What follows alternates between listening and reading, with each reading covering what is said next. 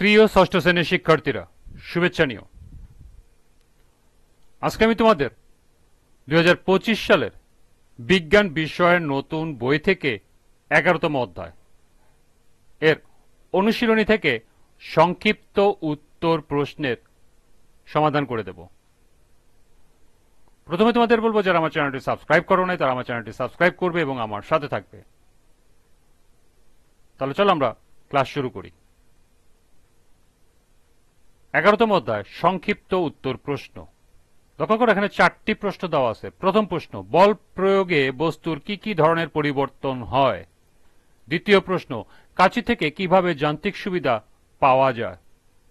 তৃতীয় প্রশ্ন, Jack screw কিভাবে কাজকে সহজ করে? এবং সর্বশেষ প্রশ্ন, স্ক্রুড্রাইভারের হাতল কেমন হলে বেশি সুবিধা হয়? তো চলো এখন আমরা এই 4টি প্রশ্নের সমাধান দেখে নিই। প্রথম প্রশ্ন ছিল, বল প্রয়োগে বস্তুর কি কি ধরনের পরিবর্তন হয়? বল প্রয়োগে বস্তুর আকৃতি, গতি ও অবস্থার পরিবর্তন হয়। বল প্রয়োগ করলে কোনো বস্তু চাপা, টানা বা মোচড় খেতে পারে, ফলে তার আকৃতি বা গঠন পরিবর্তিত হয়।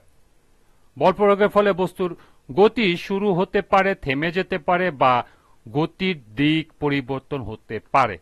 কোনো চলমান বস্তুর উপর বল প্রয়োগ করলে তার চলার গতি অর্থাৎ দ্রুতি বেড়ে যেতে পারে বা কমে যেতে পারে, অর্থাৎ অবস্থার পরিবর্তন হয়। সুতরাং বলা যায়, বল প্রয়োগে বস্তুর আকৃতি, গতি ও দিক পরিবর্তন হতে পারে। দ্বিতীয় প্রশ্ন ছিল, কাঁচি থেকে কিভাবে যান্ত্রিক সুবিধা পাওয়া যায়? কাঁচি লিভারের নীতি অনুযায়ী কাজ করে এবং বড় হাতলের মাধ্যমে ছোট্ট শক্তিকে কঠিন বস্তু কাটতে সাহায্য করে, ফলে যান্ত্রিক সুবিধা পাওয়া যায়। অর্থাৎ কাঁচির হাতল যদি বড় হয় সেই ক্ষেত্রে কম শক্তি দিয়ে বেশি কাজ করা যায়। কাঁচির যান্ত্রিক সুবিধা হলো 1, অল্প বল প্রয়োগ করে বেশি বল তৈরি করা যায়। 2, বস্তুকে সহজে এবং কম বল প্রয়োগ করে কাটা যায়। এবং 3, কার্যকরভাবে বস্তুর উপর চাপ প্রয়োগ করা যায়।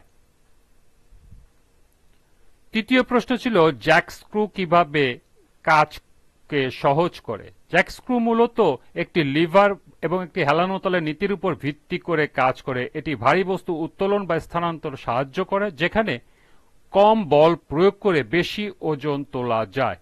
স্ক্রু পেঁচানো অংশ হেলানো তল হিসাবে কাজ করে এবং স্ক্রুকে একবার ঘোরালে এটি একটি নির্দিষ্ট দূরত্ব উপরে উঠে আসে।